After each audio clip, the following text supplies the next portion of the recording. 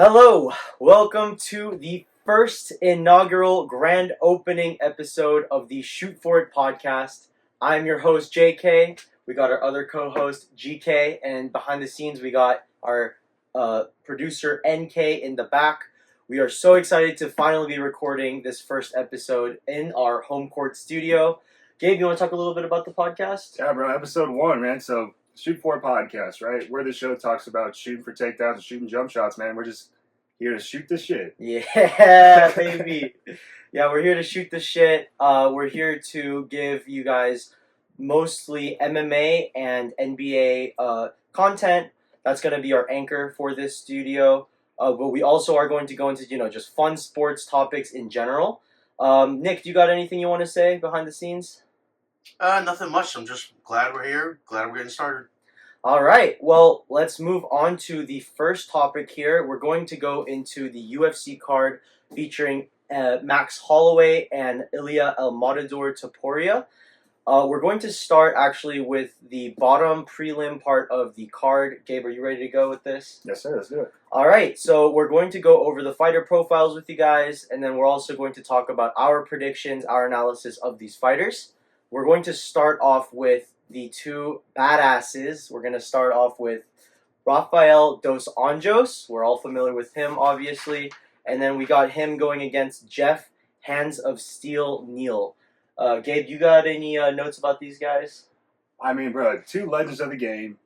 Dos Anjos really is, one of those guys that you cannot underestimate for any fight, no matter how old he gets. But I'm leaning towards Jeff Neal on this one. Jeff Neal. Okay, I well, really am.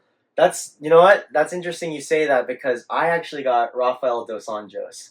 So before we get into a little bit of debate here, let's go into some of the fighter profiles. I'm going to start with Jeff Neal. He's from Dallas, Texas. So that's why I'm actively going against him. Just kidding. I'm from Houston. We got a record of 15-6. He has 9 KOs and he has 2 submissions. So this guy is definitely more of a striker, knockout artist. He trains out of Fortis MMA.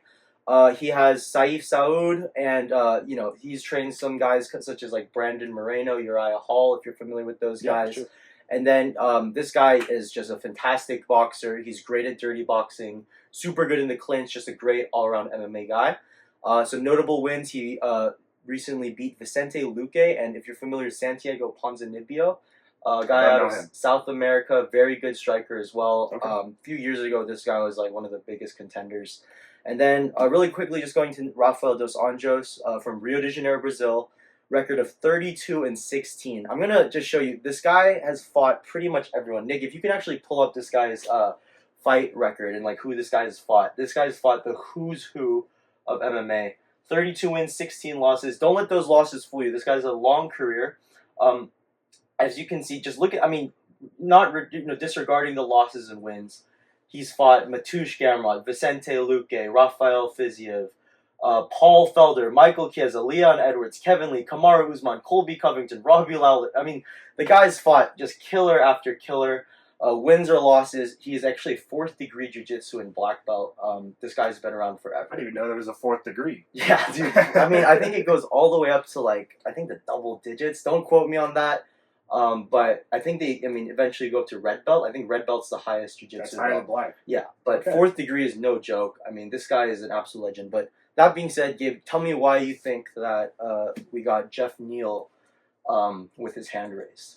Well, for me, I always go for the striker first. I like an exciting fight. Not to say that Dos Anjos is not exciting, but at the age of 39, with the reach disadvantage.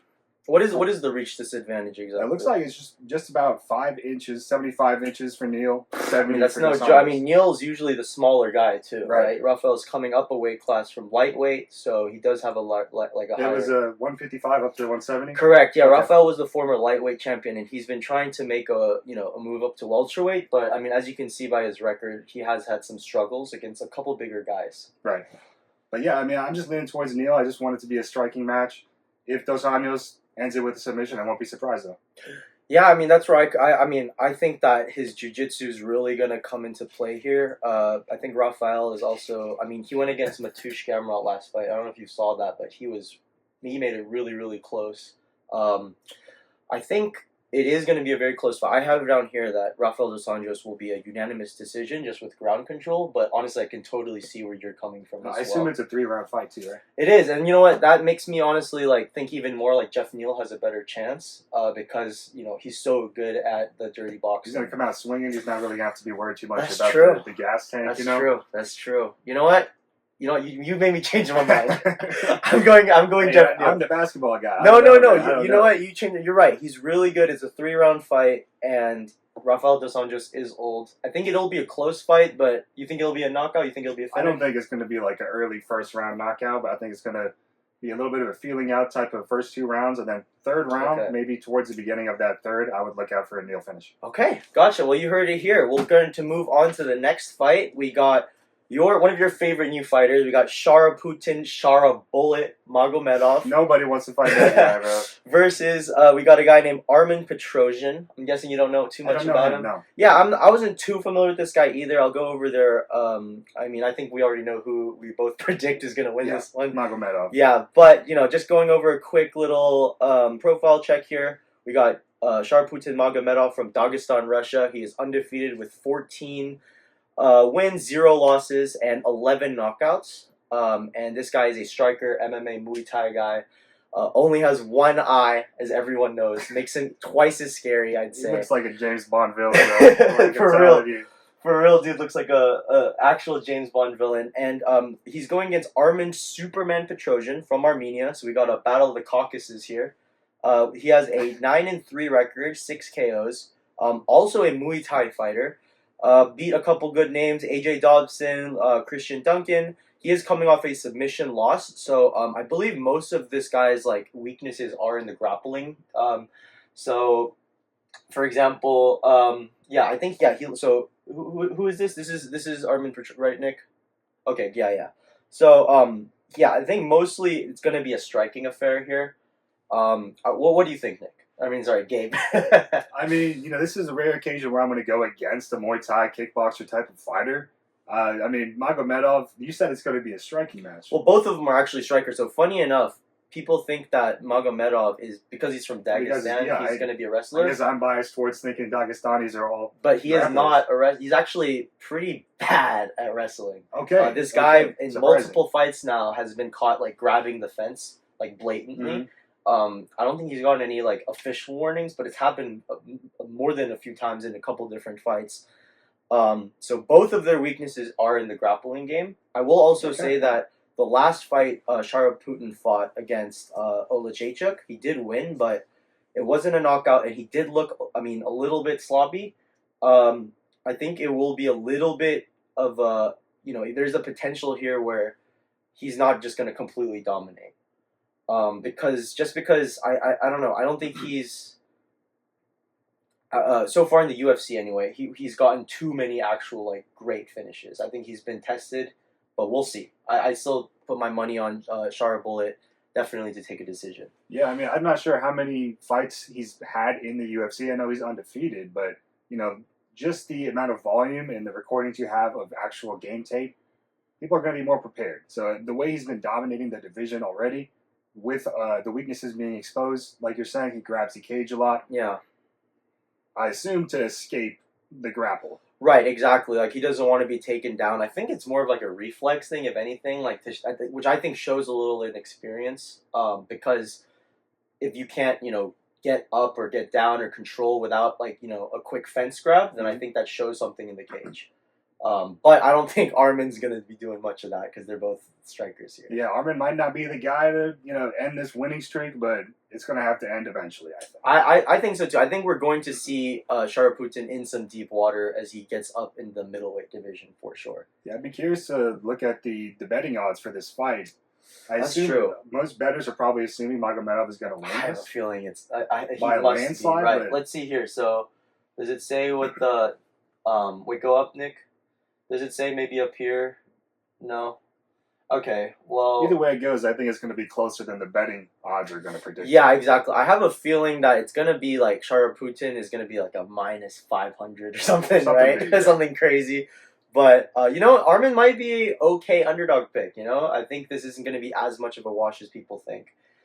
All right, well, why don't we move on? You know, that's enough of the prelims. We're going to move on to some of the bigger fights on the card. We got Magomed Ankalaev versus Alexander Rocket Raychek. We got Alexander hailing from Austria, Vienna. The dude is at 14 wins, 4 losses.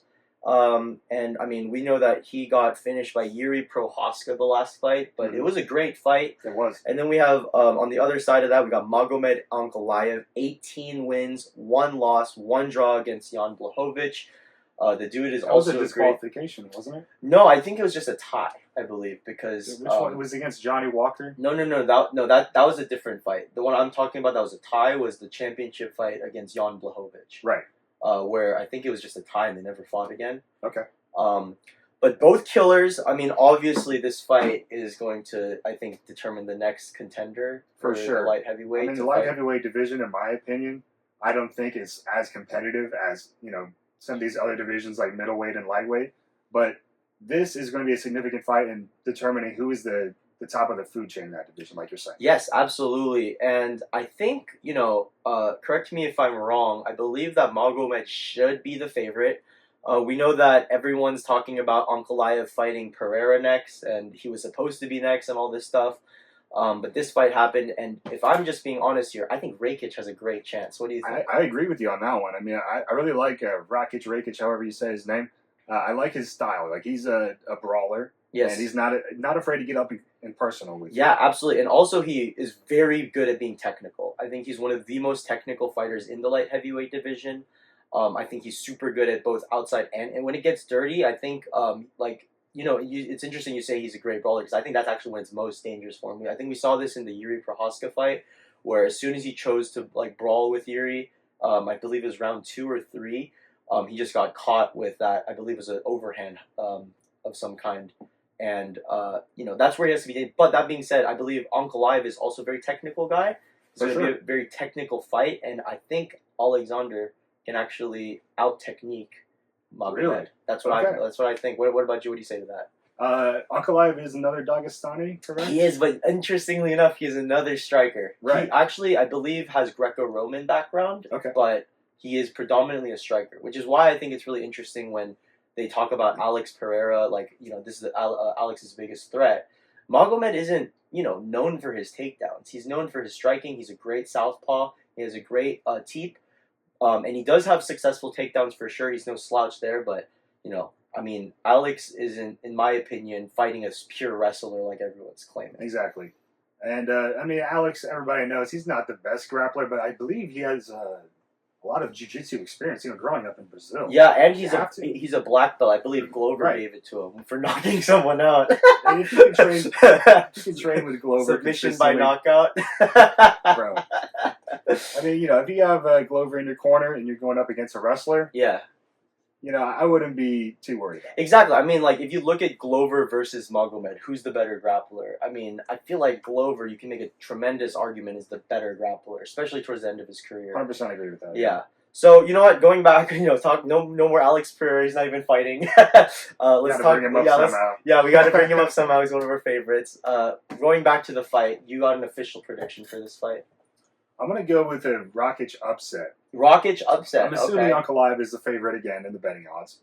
And, you know, I like to be the devil's advocate sometimes. So. You know what? I'm with you. I think that the way this fight goes is going to be something like Magomed and Alexander kind of feeling it out, you know, maybe doing a little tit-for-tat exchange, and then I feel like Magomed is going to realize he's losing that, and then he's going to go for takedowns, which Alexander is going to be very prepared for. And I think that this could even maybe be a later finish, maybe in the 3rd round. If not, I think this could definitely be a technical decision win from Rakic as well. So if he is the underdog, which I believe he might be, I would definitely put my money there. All right. You got any other notes?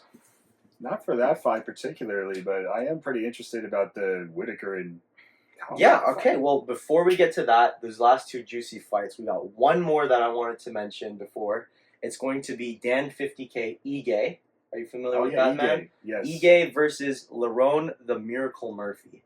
It's a name that you might not be familiar with. I'm going to educate you on this man. Actually, Nick, if you can pull me up a video of Lerone the Miracle Murphy. While Nick's doing that, we're going to just go over Lerone Murphy. He's from Manchester, England, Manchester, and he Nice, is man. 14-0 with one tie. So this Okay. man is undefeated. He Okay. has 7 knockouts. He trains in Manchester top team. He's a kickboxer and he has 6 first-round finishes. Wow. He actually beat Edson Barboza, I think, in the unanimous decision, and he hasn't had a knockout in a while. It's been a little while, but this dude is for real. He's a great striker. I think he's pretty long and big for the division.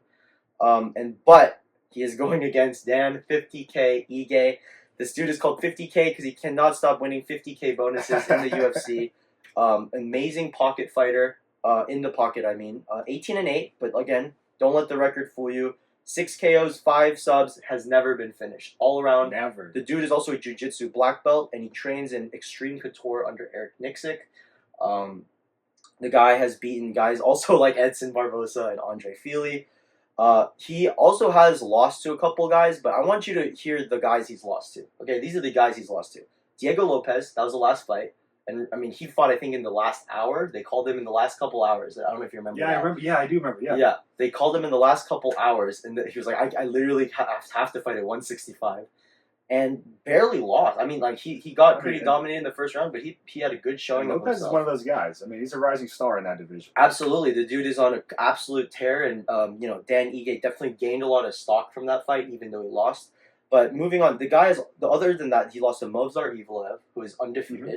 He lost to Korean Zombie, and he lost to Bryce Mitchell. So all top killers. Like, there's guys that lost to scrubs. That's a good competition. competition. That's what I'm trying to say. Nick, do you possibly have a video of Lerone yet we can see? Just so I can educate. This guy is undefeated. Sure. I wasn't even really familiar with this guy also, but I was watching some of his fights, and the guy's an absolute monster. It says he's 33, same age as Ige. Oh, okay. I did not know that. I thought he was younger. But Ige is definitely more of the household name here. So for sure. Here's a little fight. So you see him. He's defending the. Oh, he got taken down. We see the guy in side control. Here we go. Overhand. So you can see he's a striker. He's a striker first. Got a wide stance. Good footwork, it looks like.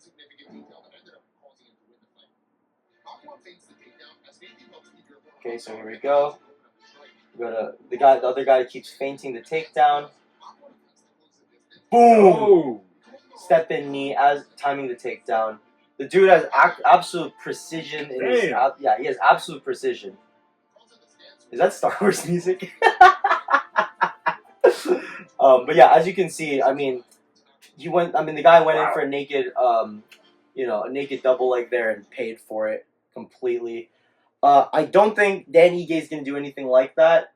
He's too experienced. He's more of a jiu-jitsu guy anyway. He's not really a wrestler. Right. Anyway, that being said, what do you think so far? Seeing all that I've seen and heard about Murphy, I really like his style now that, I'm a student of his now. I don't know him very well. Yeah. But I like how he's really picking his spots. He seems to be like a outside-in sniper kind of striker. Yep. He's really waiting for his moments and takes advantage of those when they're available. Absolutely. That being said, Ige's guy, like you said, he's not going to take a lot of risks. Yeah. He goes for these crazy finishes. He gets all these 50K bonuses, like you mentioned. But he's more experienced, and he's not going to go into this camp without looking into Murphy's history. 100%. I totally agree with you. I think that early in Dan's career, and even early in his UFC career, the dude was just in the pocket, infighting all the time, and it led to a lot of knockouts, but it also led to him making a lot of bad decisions. Right. And I think now, later in his career, I think he's going to make a lot of better decisions, especially against such a dangerous opponent. Exactly. That being said, for me, my prediction is actually going to be a 50K Ige second round knockout. I think that we're going to see Lerone make a mistake. I don't think he's ready to face someone as experienced. Right. I think someone's O has got to go, and I think that O is Lerone's. Okay, I like that. But yeah, I think I would agree with you on that one, with Ige taking the victory. We'll see how it goes. I don't think it's going to be a fight that starts super crazy, high-paced, but it will end probably halfway through the segment. All right, sounds good. Well, moving on swiftly forward, we got our final two. The reason why you are all tuning in, we got Khamzat Boars Chimaev versus Robert the Reaper Whitaker, Aussie, Aussie, Aussie, oi, oi, oi, from Australia, 26-7 losses, 26 wins that is.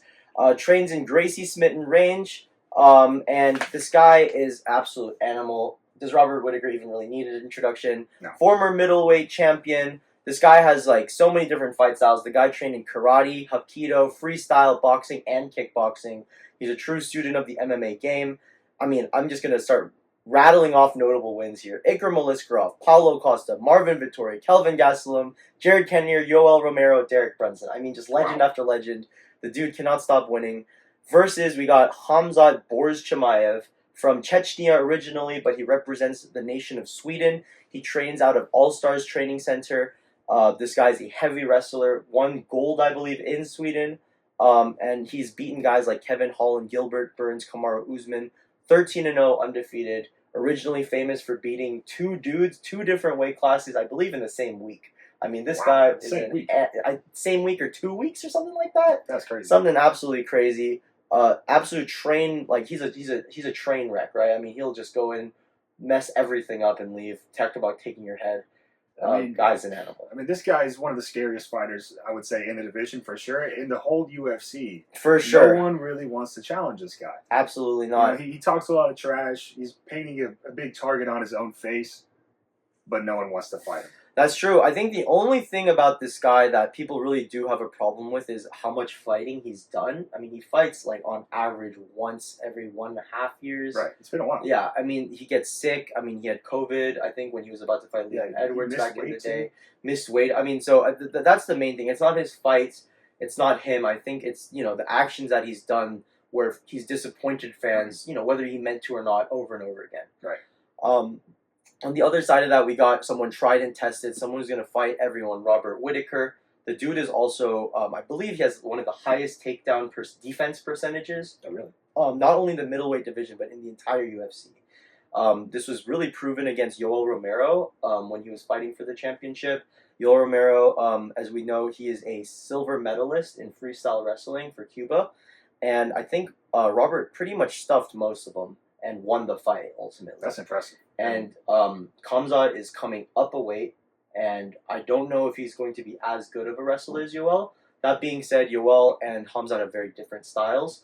We got Khamzat has more of that Russian, trip, like sambo, cage wrestling style. He is also very good at double legs and traditional freestyle as well, whereas Yoel is almost fully specializing in just sprawl, brawl, wrestling. He's more almost like a sniper kind of guy. Right. So a little bit of a difference. We got a high pace versus more of a sniper. Robert's seen almost all of it, though. Who do you think is going to win this game? Honestly, I'm taking Whitaker on this one. I think he's going to be the first one to give Chimaev a loss in the UFC. There's a lot of questions in this fight. It's been a long time since Chimaev has fought. He said it's been about 1.5 years. Yeah. He hasn't had a lot of fights in the UFC, but at the 170 division, the weight class, he was dominating everyone. Yes, true. Going up 15 pounds to a guy who's been in middleweight contender status for years and years. Mm-hmm. I don't know, man. Like, I think this should be a pretty easy win for Whitaker. If he, has the right game plan. Right. I am in complete agreement with you here. I think there's a lot of factors that make me vote against Khamzat. I think number one is his health. I don't know where his health is. I don't know what his weight's looking like. Mm-hmm. He's been out for a long time, and ring rust is a real thing for sure. Number two, Robert Reaper Whitaker's wrestling is absolutely sublime. I think that if he puts the pace on Chimaev, that's another big weakness of Chimaev, is that he slows down. And I think that Reaper Whitaker can win either by points or he can win by decision here. And like you just said, I think we're going to have a couple people's undefeated records here looking a little dangerous. I agree. This is a testing moment for Chimaev. Is this the right decision for him to move up a weight class? There's a lot of questions here. We're going to get some results out of this. Absolutely. Nick, I know you're actually a big fan of both of these fighters, too. You want to throw in your 2 cents here? All I'm saying is, Chimaev's going down. Oh, yeah, let's go. There you heard it. Every member of the Shoot For It podcast is going against Chimaev. Someone's got to kick his ass eventually. Someone for real. All right, well, why don't we move on to our final fight here? Last thing about sorry, go ahead. About that last fight, I think that's going to be fight of the night. I think he's going to, Whitaker is going to dominate Chimaev hopefully knock him out. I want to see Do something. you think you mean performance of the night or fight of the night? The 50K bonus, whichever performance of the night. Because fight of the night is usually for like two guys slugging it out. Right. Okay. So you're saying that Roberts is going to put a clinic on right. this So dude. performance of the night. Yeah. I'm predicting what it could take. All right, there you go. You know what? I think you're right. I think Roberts is going to make this look a little easy. I think that's our. There's a reason why he's been a middleweight contender for so long. Absolutely. As a champion. You know, he's one of those guys. I think it's right. I think he needs to win this and get a rematch against someone for that championship. I mean, honestly, if Izzy didn't exist, Whitaker could be considered one of the middleweight goats. Absolutely. So we'll see what happens there. Moving on to our last fight, we got Ilya El Matador Topuria versus Max Blessed Holloway. This fight is obviously the one we're all looking most excited for. I mean, this fight is it's got fireworks written all over it. Exactly. I think this will be fight of the night. Explosive. This will be fight of the night for sure. We got Max Blessed Holloway repping Hawaii, United States. The dude is 26-7 with 12 KOs and 2 subs actually. The guy fights out of Gracie Technics. He fights with pressure. He has an iron chin. The dude is a shark. He smells blood in the water. He's going for the kill. Again, this is going to be a crazy notable wins list. You got Justin Gaethje, Korean Zombie, Arnold Allen, Yair Rodriguez, Calvin Kattar, Jose Aldo. I mean, pretty much only Volk. It's pretty much only Volk. I mean, you can count Connor in some of those earlier ones, but the dude is just. I mean, right now, I don't think his stock's ever been higher. BMF champion, knocked out Gaethje. I don't even really have to talk about that. We all know what happened there. Exactly. Yeah. I mean, Holloway, he's self-proclaimed best boxer in the UFC. Topuria, he's trying to disprove that he's the best boxer. Yeah, so Topuria, we're going to move on to him now that you just mentioned him. This guy reps Georgia and Spain.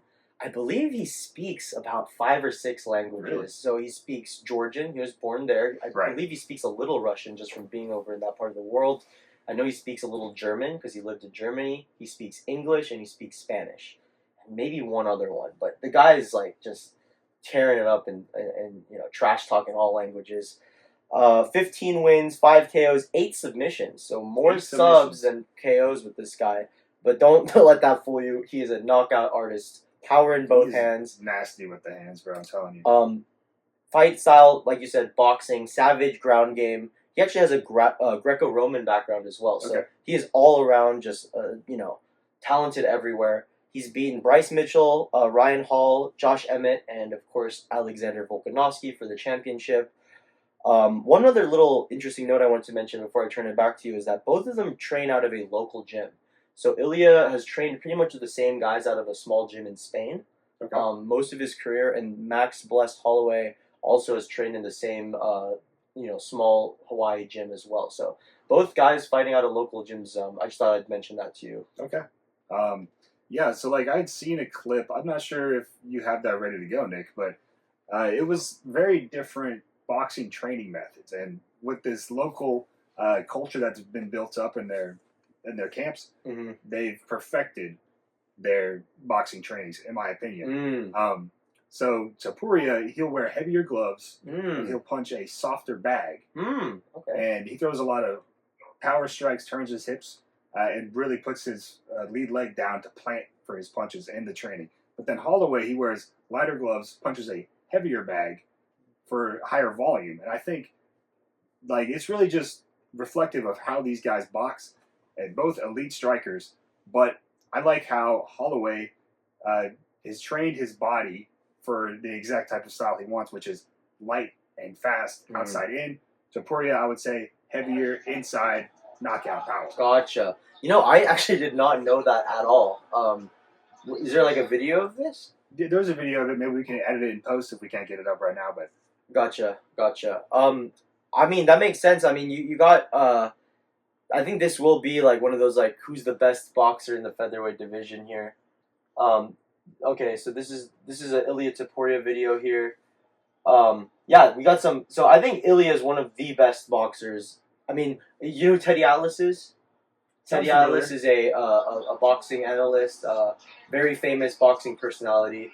He said that Ilya was the best boxer in the UFC, period. not even in just the division. Not just the division. Wow.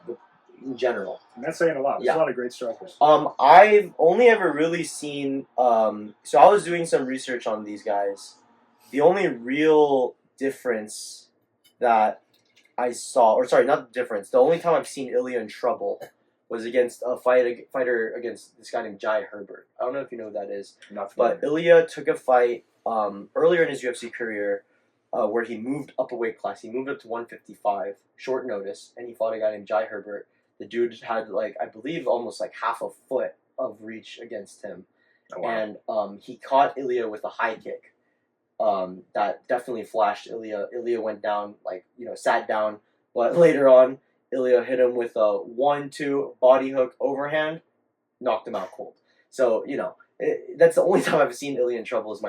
Is what I'm saying, and I think with this prediction, out of all of these fights, is a true 50-50 pick. I think this is a toss-up also. This is going to be an explosive fight. Like we were talking about, the fireworks will be firing. Yeah. I don't know, man. This might go to decision, I think. You think this will go to decision? I think- Interesting. I mean, unless, they do the whole stand and bang thing. Someone's clearly winning. I would assume it would be Holloway that would initiate this, like Right. he usually does. But I don't know, man. I think this is going to be a numbers game. Gotcha. I don't think it's going to be a finish.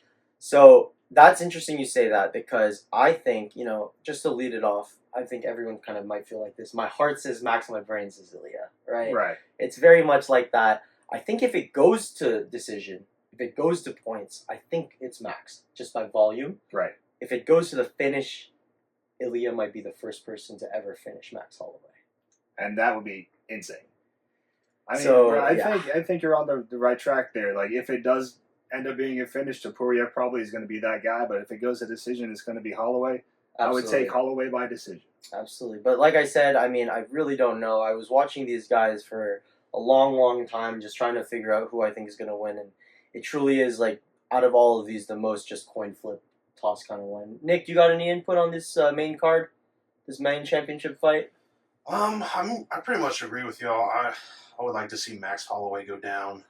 He's been a menace for a while, and I don't really know too much about Topuria, so Yeah. I don't know if he's an underdog or what, but I'm rooting for Topuria. Okay, well, I will say on that note, Topuria has been absolutely growing on me. I think Me he has too. fully embraced the heel role, and he is so good at it.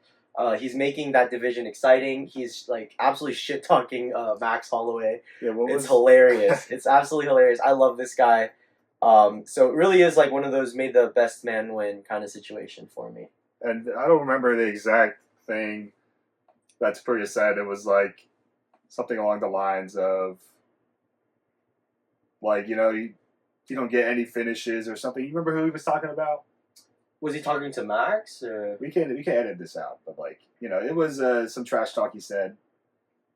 Let's just take What kind of trash talk was it about putting pillow hands? I think was it again? It might have been talking about Bilal.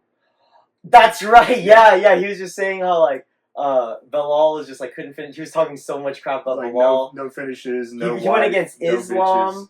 bitches. Oh yeah, that's right. I totally forgot you can't about even that. Finish your own woman. Or Yeah. something. I was like, well, that was crazy. That's right. He said some crazy stuff, and he I think he left a rose to Volk. This is because when you die after I knock you out, Right. here's a rose. The dude's just I think he's a fun character, and if he wins, he beat Volk and Max. I mean, is he in the conversation for GOAT? I mean, is this going to be a BMF fight? I mean, No, it won't be a BMF fight. If he does win this, though, but then here's he's another- in that yeah. conversation. Well, here's another thing Topuria did that's really great is that he bought a fake BMF belt and he put it on his shoulder just to mess with Max, and I thought that was hilarious. Yeah, that's going to get in his head. That's gonna get in his head.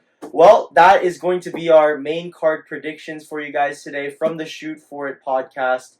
We're definitely going to keep going with the segments. Up next, we have the basketball playoff NBA rankings for you guys, where we go through the play-in and playoff rankings on the way we think. Thank you very much. We'll see you guys very soon.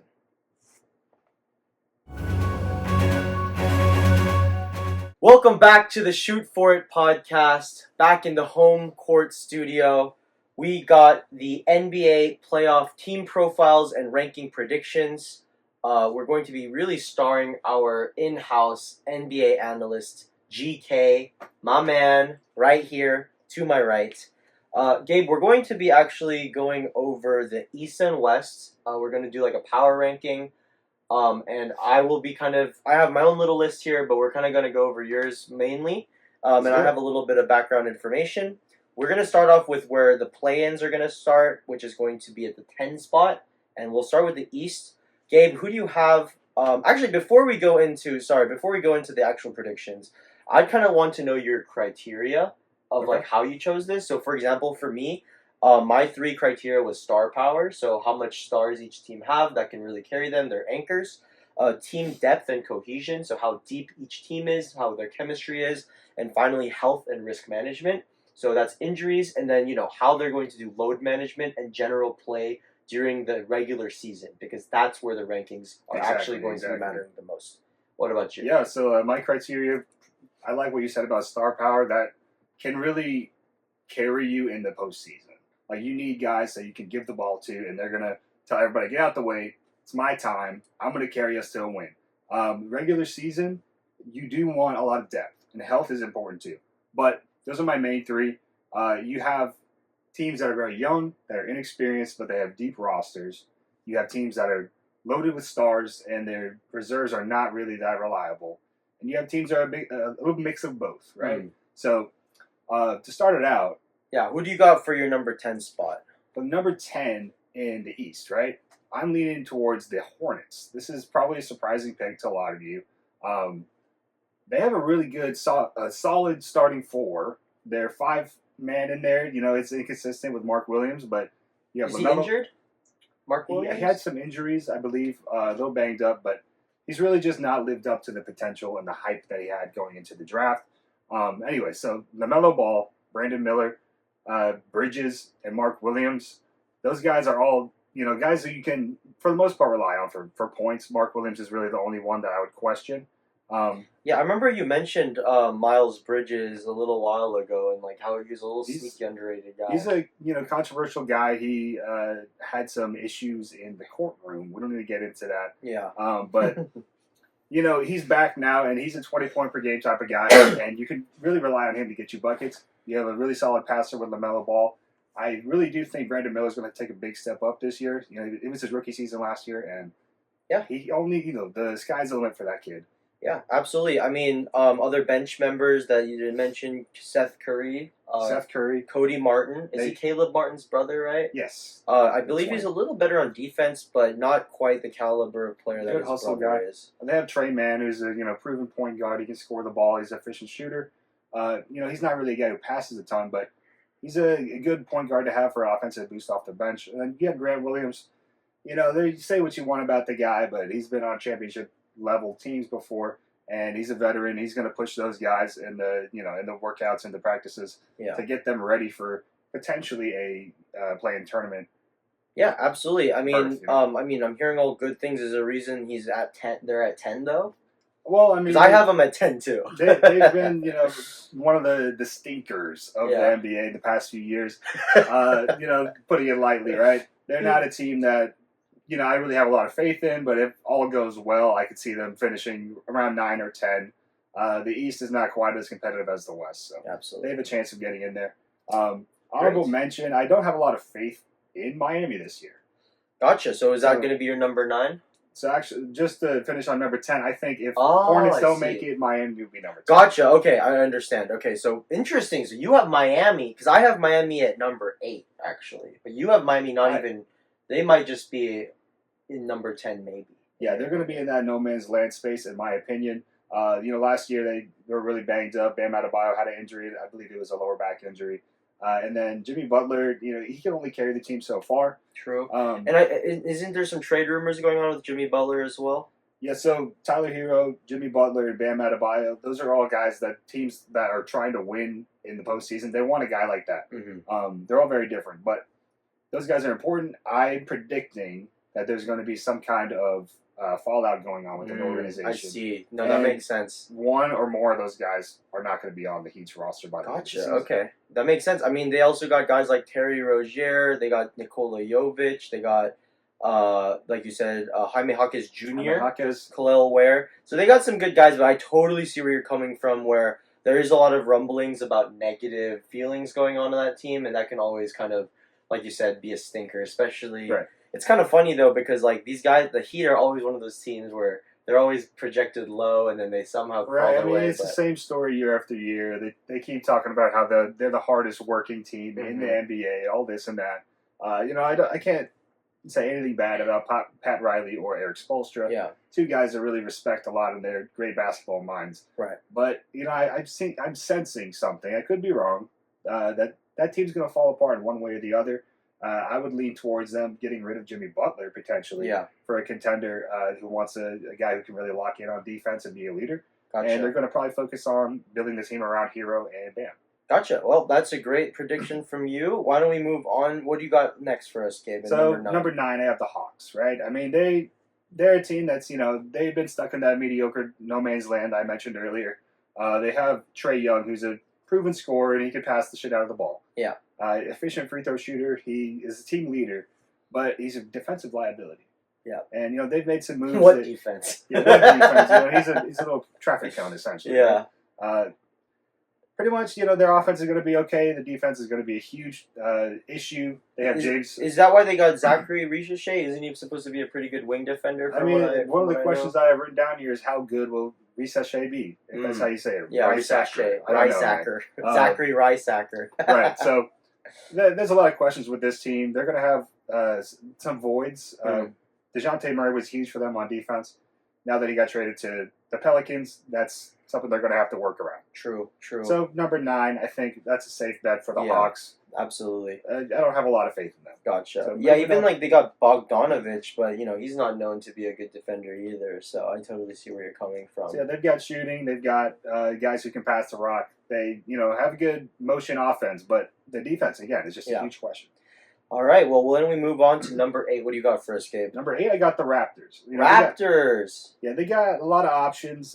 They got guys who can score and defend and pass. They got R.J. Barrett. They got Scotty Barnes. They, don't really have guys who are going to really let you down, but they don't have anyone who's going to carry the team too significantly. They're a very well-rounded team, in my opinion.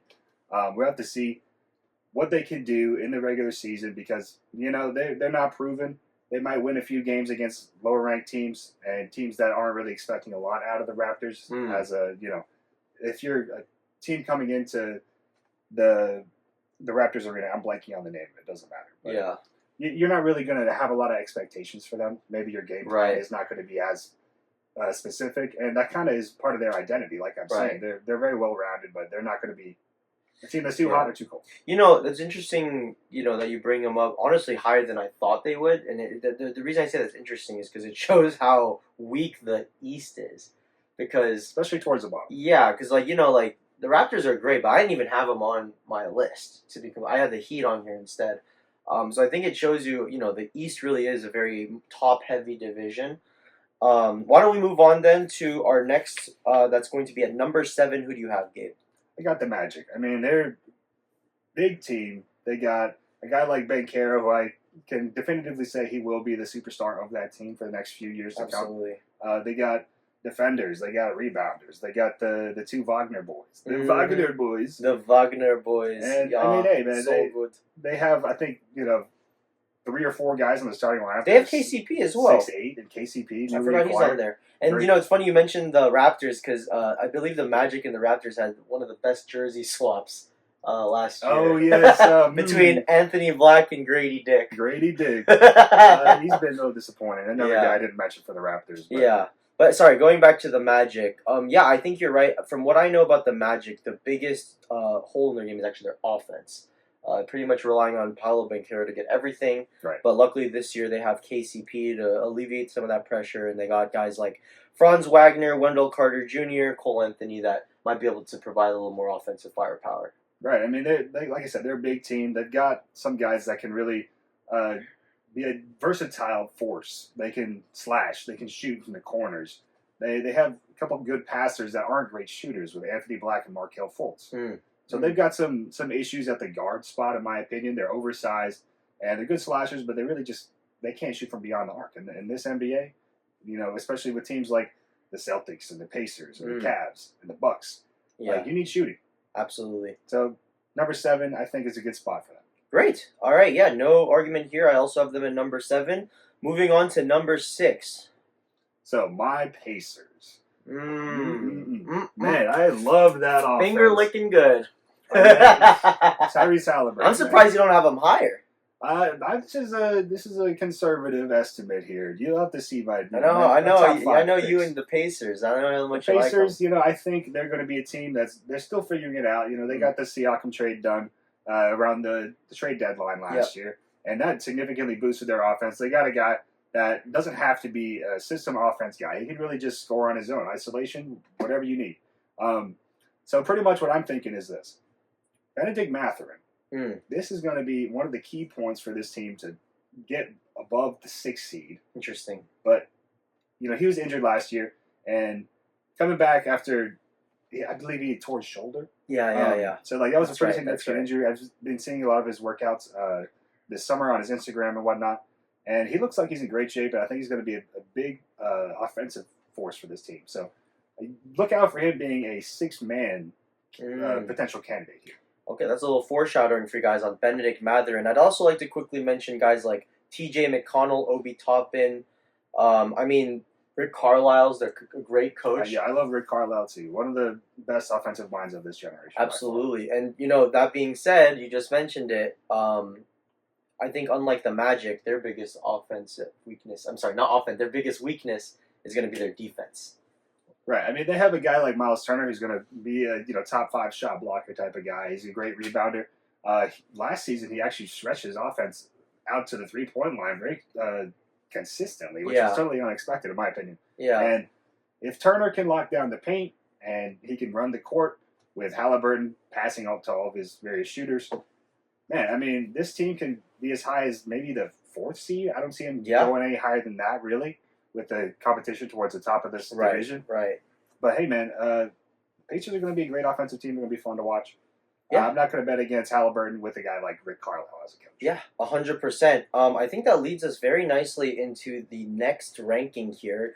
Gabe, correct me if I'm wrong, but I predict you're going to have the Cavaliers, maybe? I actually have the Bucks. The Bucks, okay. Interesting. So, please tell me more about... been, not to interrupt you. The Cavs have been, in that 4 or 5 seed the past few years. They recently got rid of J.B. Bickerstaff, and I'm blanking on the new coach. But, gotcha. Kenny Atkinson. Gotcha. Yes, Kenny. That's right. Cavs. Yep. Going back to the Bucks. Sorry, so you have them at 5. They had a pretty horrible ending to their season last year. Lillard got hurt. Yep. Giannis got hurt. Yep. Middleton got hurt. Yep. They're an older team, right? I mean, they have Brooke Lopez. They got Bobby Portis. None of these guys are really in their prime outside of Giannis, but Giannis takes a beating night in and night out. Yeah. So what I'm thinking is this: they're going to try and start off the season kind of conservatively. They have a lot of guys who have been banged up. They've been injured. They're not going to try and waste all their gas right at the beginning of the season. They're going to feel out the rest of the division. They're going to strategically win games, potentially strategically lose games. Yeah. For the right playoff matchup. Right. That makes sense. So yeah, I really think Doc Rivers has something to prove here, as well as Giannis, who may or may not be in the MVP conversation. Right. We'll talk about that later. Well, also just the chemistry between Giannis and Dame, I think, is important because this is only their second year together. Right. It seemed a little awkward last season, in my opinion. I don't know if Lillard is totally comfortable not being the number 1 scoring option quite yet. Yeah. But he'll have to figure it out eventually because like this is a championship team with a championship coach. Yep. This is Lillard's last chance. Let's be real with this. Probably, unless he one of the primary options, right? Maybe later in his career he might be a vet on some other team, but this is his chance to be a star on a championship team to win it all. Exactly. Moving on, I would like to say really quick. I think actually now that you say it, that ranking is pretty pertinent because injuries and load management is definitely something that I can see them doing. Because similar to the 76ers. I can see their ranking being a little lower because of the load management they're going to be having with Paul George, Joel Embiid, and but anyways, moving on to the next ranking after the Bucks. Who do you got, Gabe? So I have the Cavs, who you thought I was going to That's say what I number thought. 5. So, Yeah. They could be interchangeable, 4 and 5, Bucks and Cavs. That might switch. Who knows? I think the Pacers are in that Bucks Cavs. Pacers are in too. there as well. Yeah. The defense is really going to be the big question there. Offensively, Pacers are stacked. But Right. anyways, Cavs, new coach Kenny Atkinson, right? I think that'll be an interesting change. Bickerstaff had really gotten them into that almost contender status for past 3 seasons or so. They have a bona fide star with Donovan Mitchell. They've got Jared Allen and Evan Mobley locking down the paint, very versatile. Yeah, I like Jared Allen. Jared Allen, he's one of the most underrated players, if not the most underrated player in the NBA. Yeah, mostly because of his afro. Yeah, the afro, man. He's that broccoli head, man.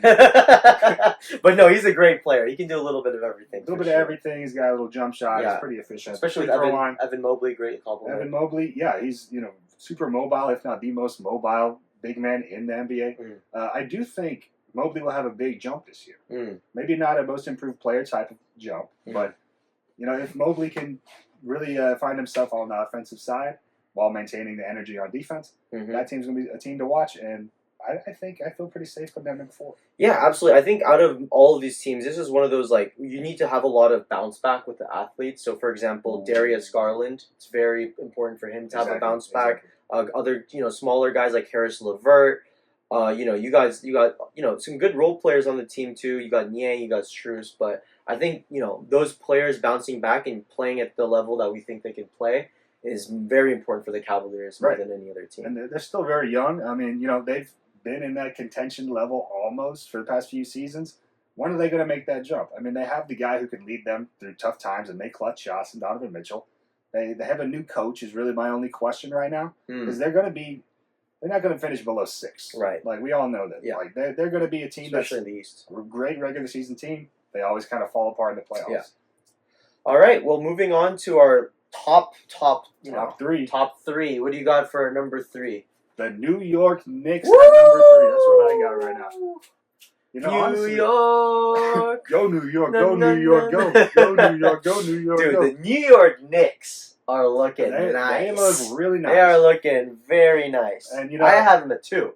You have them at 2? I mean, three is only because the Sixers of the load management stuff I was talking Paul about. George just got injured. Right. But sorry, go on, Nick. I mean, Knicks at 3 makes sense. So right. So they have Tom Thibodeau, right? He's a guy who's going to run that team into the ground, and now they got more options that they can use with all these minutes, right? So you don't need Josh Hart playing 48 minutes a game anymore. Yep. Now you got Bridges. They can help out on the defensive side. He's a very versatile defender. This team has a few weaknesses, man. I mean, a lot of people are upset about the Randall trade. Yeah, the KAT thing. But I think both the Wolves and the Knicks got better. Yeah. A lot of people, especially Knicks fans, you know how negative they are. Yeah. They're going to always find something to complain about. But, Towns, I think, fits better in that offense than Randall did. Yeah. Towns is not really going to be the type of guy that constantly needs the ball. He's not an isolation scorer. He can score with the back to the basket play or like a jab, pull up, mid range. But he's the guy that he can sit in the corner as well. Like, he's had success last year doing that. The Timberwolves had a great season. With Gobert clogging up the paint, he had to learn how to be a corner shooter and catch a shoot game. So the Knicks with Brunson, they lost DiVincenzo. I think that was that was the biggest hit. Mad.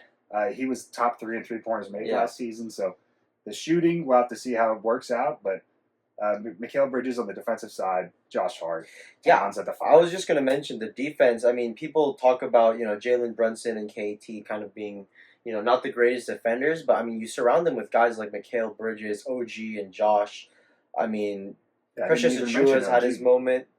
I mean, I think they have something here. I think this is the best Knicks team I've personally ever seen in my lifetime. Very exciting. It could be argued. Yeah, that's true. It's true. It could be argued, but for me, this is one of the most excited I've been for the Knicks as a non-Knicks fan. It's a great team, an interesting team for me to watch. I really like the balance on this team. I mean, they don't have a super deep bench, but with the way that Thibodeau plays his starters heavy minutes anyways, they're not going to need a lot of rotation in that second unit. 100%. Again, this is a team that's going to have to stay healthy. That's it. I think that, this is also a team that can really... This is one of those years where I really feel like it's in. It's Yeah, I ready mean, to go. the Knicks were kind of unexpectedly good last year, especially after losing Randall. Right.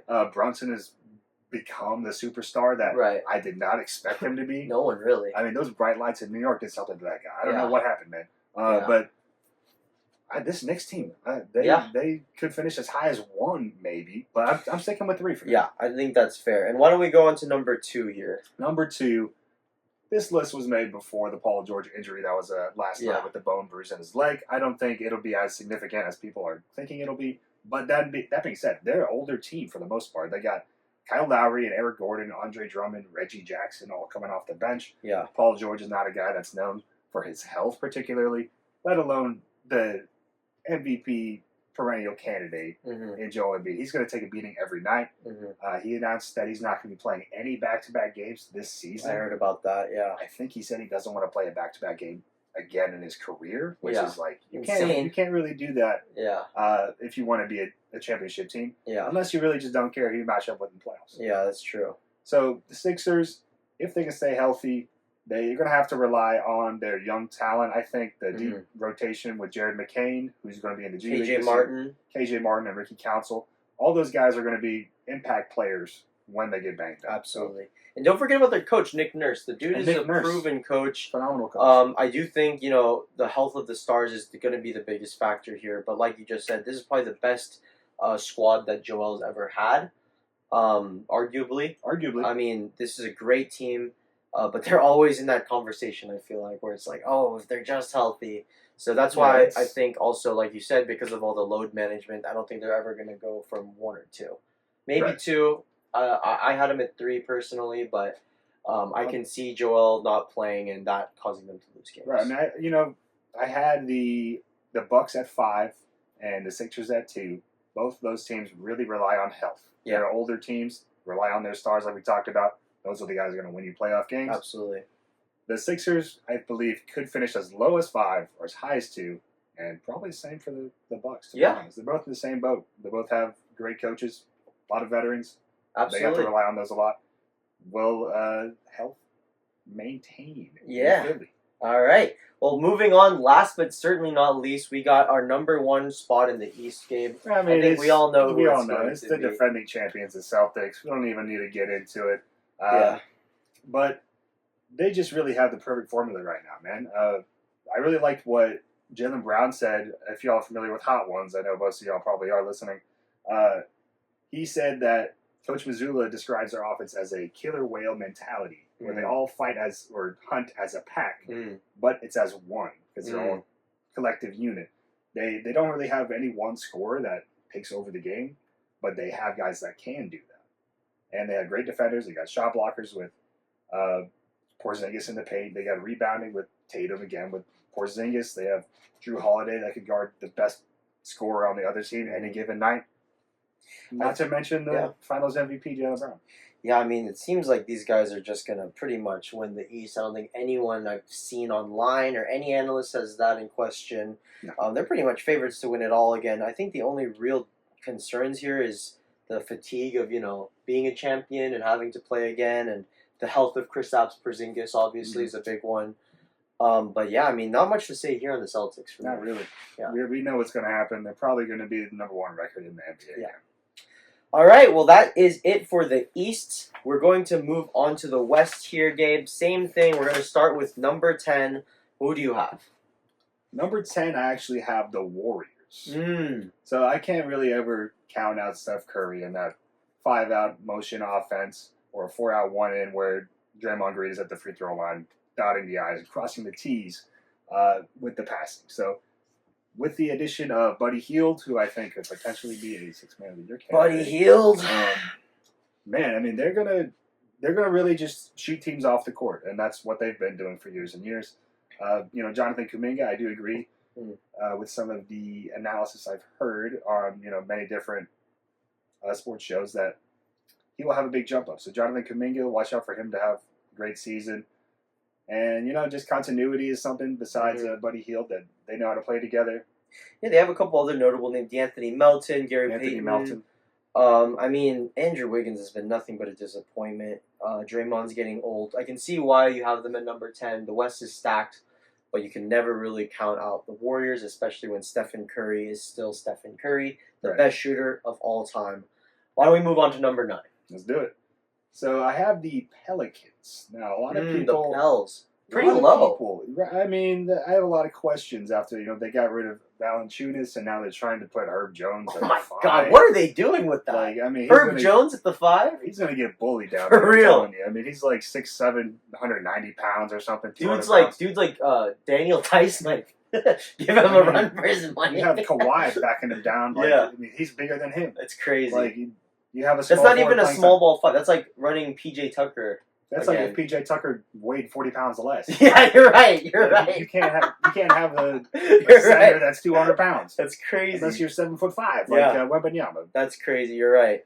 Wow. Yeah. So you're right. I mean, the Pelicans, the center's weird. I don't really know. CJ's old. Brandon Ingram is a bit of a dice roll. Zion's health He's is up in always the in air, question. Yeah, I can see why they're actually low now that you mention it. I didn't really think about You it. have McCollum, who's around a 20-point per game scorer. Last year he was playing the point guard spot. He kind of didn't look super comfortable in that role. Now that they got DeJounte Murray, the guy who's a certified assist man, and then he can lock down defenders. You don't really have to worry about McCollum's liability on defense as much now that you have Murray. Then you have Brandon Ingram, he's a guy who can get you a bucket whenever you want. He's about a 25-point per game guy. Zion Williamson, he gets banged up almost every season. Will he stay healthy? With the offseason, it's a recurring thing. It's a broken record where every offseason, Zion Williamson has lost so much weight. Yeah. So we'll see if that's true, and if he can really hold his own for a whole season and not get banged up. He had like a 40-point game. He was fantastic in the playoffs until he got hurt. Yeah. 40-point game, I believe, against the Lakers, and then he just got injured, never came back for the playoffs. So. Yeah, the Pels have some good pieces, but definitely a lot of questions for sure. They're a team overloaded with guards. So guards and forwards. So we'll have to see what happens with that. Maybe we're talking about a Heat trade. If something does end up going awry, maybe Bam Adebayo moves to the Pelicans. Whoa, that could be a video for another day. Number 9, I think that's a pretty good. Yeah, I think you know what. I at first I thought that was too low, but after talking about it with you, it makes sense why you think that, and there's a lot of questions there. All right, moving on to the next spot. What do we got here, Gabe? I have the Phoenix Suns. So the Suns. They have the talent. It's obviously there. They got the superstars. They got the guys who can get you a bucket, get out the way. It's my turn to score, ISO ball. But their defense is just a question yet again. Mm-hmm. So Mike Budenholzer, I really trust him. He's a balanced.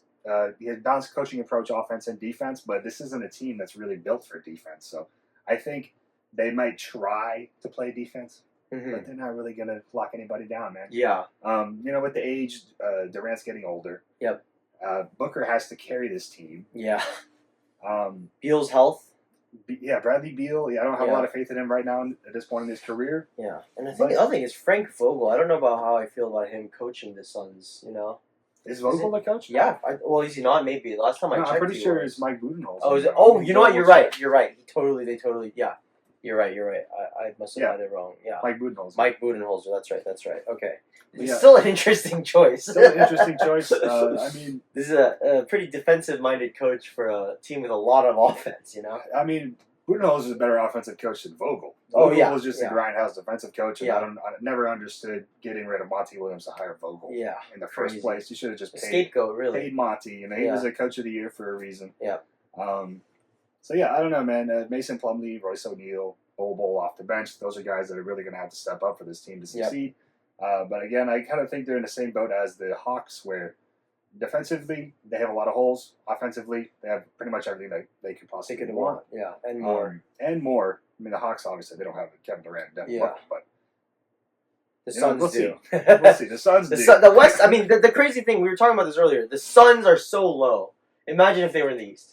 You know what I mean? It'd be a totally different conversation. Top 6 seed, no yeah, question. That's what's crazy. All right, moving on from the Suns. Who do we got, Gabe? All right, we got my Houston Rockets Woo! at number 7. H-Town. Let's go. H-Town, baby. It's on my you got show, boy. Hey, you got him up there. You got him up there. Oh yeah, for sure. I mean, they could honestly finish as high as number 5 or 6, depending on Dude, the I wish. momentum. I'm ready. I'm really hyped for this. Love man. the Rockets. Deepest bench in the league. Fight Deepest me. team in the league, by far. I mean, you got Fred VanVleet and Jalen Green. Depending on where we want to go with the starting lineup, you might want some more offense, but typically it's going to be Dylan Brooks at the 3, Yeah. Jabari Smith at the 4, Şengün at the 5. Yeah. I mean, totally stacked, perfectly balanced starting lineup. Yeah. Will Jalen Green have another jump up this year? Will he look like he did at the end of the season? We'll have to see about that. Off the bench, you still have Reed Shepherd. Just got him this season, and he's a guy that, I would see him going to the G League and really having to figure out his pace and space for the NBA. Yeah. And we still have a guy like Aaron Holiday that, he's a proven defender. He can shoot open 3. Yeah. So I'm predicting we're going to send Shepherd to the bench. Yep.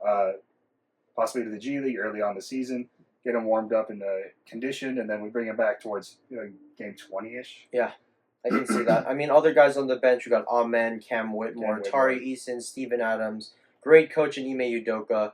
Just a great team overall. I think the only reason we can't rank them higher is just the inexperience. Exactly. I mean, Fred's a guy who's won a championship before with the 2019 Raptors. He's the veteran now, and he really led us well last year, I think. I mean, I think he had the highest assist average of his career. Mm-hmm. He's thrived in that role as, like, the leader of the team. Mm-hmm.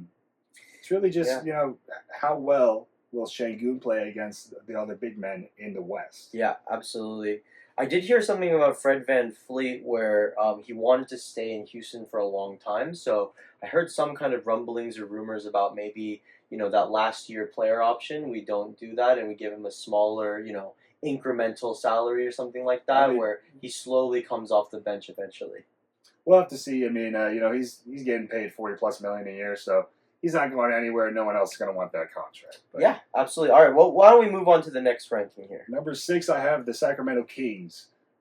Big question here is how will the DeRozan trade pan out? I mean, this is going to be a high-octane offense. I believe last night they had a game, and there was like 4 players that scored 20 points. They have a perfect point guard in De'Aaron Fox for a team that needs a slasher to penetrate the paint and then kick out to open shooters with Keegan Murray and Kevin Huerter.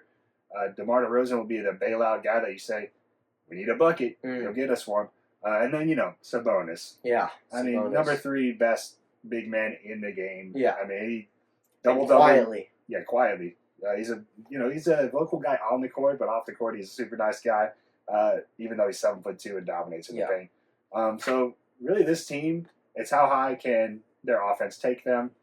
With Mike Brown and their Pistol 5 offense, this offense is going to be insane. Yeah, just one quick note I'd like to make is with this new addition of DeMar DeRozan, I'd be interested to see the floor spacing with the starters, seeing Sabonis, DeRozan, and De'Aaron Fox all trying to make it work. I think that's kind of an interesting, 3 players to try to make work on a court. But I think this is a great place to put it. They have the experience now. They have a lot of veterans. I think this is definitely a team to look out for. And I always love watching Kings. I think their fans, this is the most excited they've ever been for Kings basketball, for sure. I mean, I think outside of just how well will DeRozan play on a team where he's going to be like the 3rd option instead of a number 1, number 2 option, you're going to have Fox slashing at the rim, you're going to have Sabonis slashing at the rim, and then you have DeRozan slashing at the rim. Yeah. So they need to figure out their spacing, but Mike Brown is the guy to figure that out, I think. Absolutely. All right, why don't we move on to the next one? Number 5, who do we got? Number 5, I got the Nuggets. Nuggets pretty low here, all right. Pretty low. I mean, they've lost some guys in the past. KCP's a huge hit. Adding Westbrook, I don't think is really that significant. I mean, you can never really discount a guy who has, had 3 seasons where he pretty much averaged triple-double. But he'll be a great little energizer bunny off the bench. We'll see how far their bench can really get them, but I'm just going to stick with number 5 for now, a conservative approach. They can finish as high as 3 or 4, I would say. Yeah, really quick note. Westbrook, I think, is a great guy to have the ball, which is why he didn't work great with the Clippers once Harden made it on the team or the Lakers. So I think it is going to be interesting to see him coming off of the bench. I think that's where he's going to be. I think for sure he's mainly going to be there whenever Jokic is out, basically. Probably, yeah. He can rebound and the ball. And just trying to keep the team afloat, just tread water. Very interested to see Westbrook on the team, but yeah, I definitely see where you're talking about. I think Jokic, though, I mean, he's still, like, in my opinion, the best player in the NBA. I would say best overall. And I think that you can't put him any lower than 5 for sure. Yeah, any lower than 5 would be a crime. Yeah, but absolutely. The Joker, he's going to win them games. I think he probably will just take it a little easier. That's true. In the regular season, because he had a somewhat busy off season with the Olympics. Yeah, he's been multiple years making deep playoff runs. There's some gas. The gas is running low on this guy, man. I mean, you don't want to push him too hard in the regular season. That he's going to be totally gassed out for the playoffs. With not the deepest team in the league, they're going to rely on him a lot for a playoff run. So yeah, absolutely. All right. Well, number 4, who do we got here? Number 4, I have the Grizzlies. Okay. All right. So Memphis getting back Ja Morant after I believe he broke his arm. Yeah, something bad. He had been suspended for like 45 games at the beginning of the season. He came back and broke his arm, and then he missed the whole season. They didn't even come close to making the playoffs. I do think Ja could potentially be an MVP candidate. Yeah. Depending on how well he plays, I think he's going to have a slower start than other MVP candidates like Luka or Shea. Right. But depending on how well this team plays, I think they could get a lot of MVP votes. Yeah, absolutely. I mean, the only thing really about the Grizzlies that concerns me, or one of the main things, is the injuries. Right. Ja coming off of one. I know that they have a couple other people on the team that are injured, especially at the center position. Yeah, Brandon Clark, which is why missed the whole year. Yeah, and it's why Zach Edey is going to have such a big role this year, probably more than they honestly want him to as a young big man.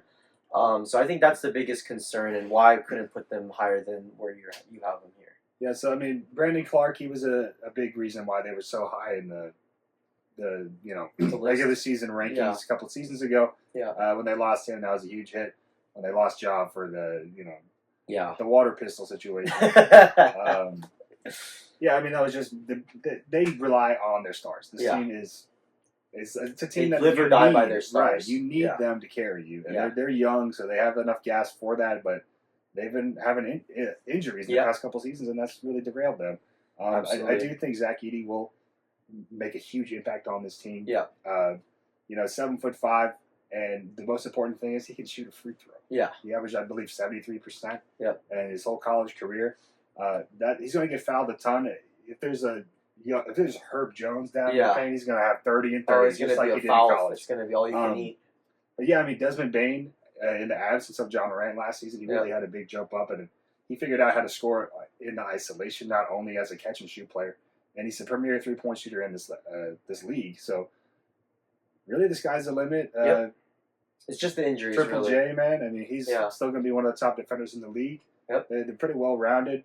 It's really just how far can Ja take them. Yeah, absolutely. I think number 4 is a great spot. Why don't we move into our final 3 here? Top 3, let's go. Last on that number 3. Number 3, I'm going with Dallas. Okay, so honestly, that's a great place for Dallas. I think. I think that they're another team. Their stars are going to have to carry them.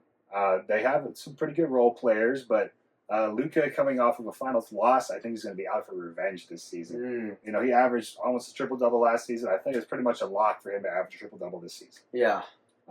Luka Magic Revenge Tour. Yeah, I mean, Luka is a very competitive guy. He's one of those psychos of the game where it's like you can see his eyes light up. He means business. There's certain times where like a foul is not called, or like he misses a shot and he's trying to pull his hair out. Like, this is the type of guy who's not going to take a finals loss easily. They have Kyrie, who's, I think he's going to be trying to put on a show after getting his new shoes. Yeah. I think he really wants to... The cowboy ones? The cowboy ones? I forget what they're called. No disrespect to Kyrie. But yeah, I think he really wants to use this season as an advertisement for his shoes. Yeah. That's a good point, dude. But that might be an interesting take, but, he doesn't like losing in the finals either. He's been there his own share of times. Champion. And yeah, he's going to be out for revenge also. Yeah, I think the big thing with the Mavericks, just like the Grizzlies, though, I mean, Luka got his minor injury, I believe. Clay, we don't know really about him or Kyrie, because I think Kyrie also is injured, if I'm not mistaken. I don't remember coming off of a nagging one. Yeah. They got good guys. They got Daniel Gafford, P.J. Washington. They got Najee Marshall, Spencer Dinwiddie. I like their coach, Jason Kidd. But yeah, I think they're one of those teams where they're more specialized, I'd say, and if any of their key guys go down, I think it spells worse than for other teams who have more holes to fill, like the Rockets, for example. Yeah, I mean, I think the key player for this, that outside of Luka and Kyrie, they're obviously two major stars of the whole game, not even just for their team, but uh, Derek Lively. Yeah. Derek Lively looked like he got better every single game last season, and in the finals, he looked amazing. That's true. That's true. Derek Lively is one of the X factors for sure. With Washington and Gafford, mixing in with those the big man rotation, like the sky's the limit for this team. I keep saying that. This is the West. Everybody can win. Yeah, that's true. So, but the perimeter defense and the injuries, I think, is the main things to look out for if you're going to look out for anything. Yeah, I mean, losing Derrick Jones Jr., like you mentioned, and Josh Green, who actually was surprisingly good on the defensive side of the ball last year. Yeah, there's some questions there, but nothing that they can't handle. Absolutely. All right, well, moving on to our final two. Who do you got, Gabe, for number 2? Number 2, I got Minnesota. I mean, there's going to be an interesting moment towards the first 10, 15, 20 games of the season where they're trying to figure out how to implement Randall into this offense. But, you can never count out Anthony Edwards. I mean, come on. Chris Finch, he's a fantastic coach on the offensive side of the ball. He's a great, away from play type of guy. He fucking, is it what do you call it? What is it called? It's Dante DiVincenzo and Julius Randle are the two main additions, right? Right. The new ones. And Dante DiVincenzo, he's going to be fantastic off the bench for them. Potentially could be starting. How do you think Edwards, Randle, and Gobert are going to work together? You think that's something that can work okay? Yeah, I mean, Randle is the type of guy that kind of what Towns struggled at is what Randle succeeds at. Because Randle's the type of guy, he doesn't really need a Mike Conley to run a pick and roll or pick and fade and hit him in his spots. You give Randle the ball and he's going to score in isolation. He's going to back you down. He hit you with a spin move, hit you with a couple dribble moves, and step back and shoot a 3. He's had seasons where he shot almost 40% from 3, if I'm not mistaken. So he can really score when Anthony Edwards is not on the court. And I think the Mike Conley and Julius Randle duo, also with DiVincenzo already having chemistry with Randle, those two duos will be really interesting to watch, and that will carry them when Edwards is not on the court. Absolutely. No, I think the Timberwolves are, they were almost there last year. I think everyone was honestly thinking that Rudy Gobert, KAT thing was really built for the Nuggets, and any other team kind of took advantage of the Twin Towers. Right. So I think overall they have gotten better with this Randle addition for sure. We'll just have to see what Gobert does. I mean, he's still going to be a premier interior defensive guy, so with Randle being able to score without, having any regard for. And don't forget Naz Reid. We didn't even mention Naz Reid. Oh my God. Honestly, you can get rid of Gobert. Just have Naz Reid and Randle on the court. I mean, that's going to be an insane offensive Absolutely. Well, moving on to our final spot here. Who do we got? I think we both know. It's pretty clear. It's going to be the Thunder again. This one is really just about consistency, right? It's pretty much the exact same team as last year, except they also got Isaiah Hartenstein, who's been looking insane, by the way. Who's going to be a monster as a bench center, potentially. And him with Chet together? With Chet potentially being like your oversized starting lineup. I mean, that's going to be lethal. They also got Alex Caruso. Oof. God, this team's good. This team is so good. The GM is probably going to win an award this year, honestly. Probably, Sam Presti, man. He's been really cooking something up over there for the past few years. Absolutely. Shea's still going to be an MVP type of candidate. They got everything. I think both Jalen Williams is on that team. They're both going to take big steps up. I mean, was he most improved player, Jalen Williams, last season? I think so. I believe he was. Yeah. I think he can still add another 4 or 5 points per game onto that, season average. We'll have to see. I mean, Chet Holmgren's only going to improve. That's a very young team, probably the second deepest team in the whole NBA behind the Rockets, I would say. Yeah, I'd say so. They're going to be high intensity. They have lineups that can go oversized. They can run smaller lineups. They still have defenders like Lou Dort. I mean, man, this team is really just incredible, and I think they're going to be number 1. 100%. I mean, I can't emphasize enough Shai Gilgeous-Alexander. That motherfucker, man. I mean, lethal. Insane. I mean, he's going to above 30 average. He's going to average above 30 sure. easily. Yeah, I would say 32, 33 maybe even. The guy just has counters for everything. Has a great team around him. I think there's not a guard in the NBA that can really match up with him. Not a single. I mean, Drew Holiday has issues guarding this guy. Yeah. Drew Holiday, I think, is one of the best guard defenders of the entire generation. Yeah. Well, there you guys go. That is going to be our predictions. We're going to move swiftly onwards to the NBA awards predictions. We'll be right back for that. Welcome back to the Shoot For It podcast in the home court studio. We are on to our next segment, which is going to be predictions of the NBA awards. Gabe, we're going to start with the Rookie of the Year predictions. Who do you got? Okay, let's start off with a couple honorable mentions, right? Reed Shepard, I mentioned earlier in the podcast. I do think he's going to be a great NBA player. He's going to be really efficient passing and shooting. But I don't think he's going to be starting anytime soon. And off the bench, I don't even know if he's going to be our first point guard option. So anyways, Reed Shepard, honorable mention. He's going to be going to the G League, I assume, for the first part of the season. And that's going to hurt his case. I think you have to play like at least 65 games or something to be eligible. Especially if he plays in the G League, like you said. Right. Once he comes back, he'll be great, but yeah, he's not going to be a guy who's going to be at the top of the race, in my opinion. Yeah. Second honorable mention, I think, Ron Holland. That's an interesting pick. Yeah, so he was the 5th overall pick for the Pistons. He's 6'8", about 205 pounds. He's probably the best athlete in this draft class, in my opinion. He's just a monster on both sides of the ball. I was a little salty. He was supposed to go to my Longhorns, but he decommitted and went to the G League Ignite. He had a great season there. But he's going to be competing for minutes on the Pistons with the small forward position. They just acquired Tobias Harris, and Tobias Harris is a proven veteran. He's going to score you 15 points a game. I don't think Holland is really going to get a ton of playing time until later in the season.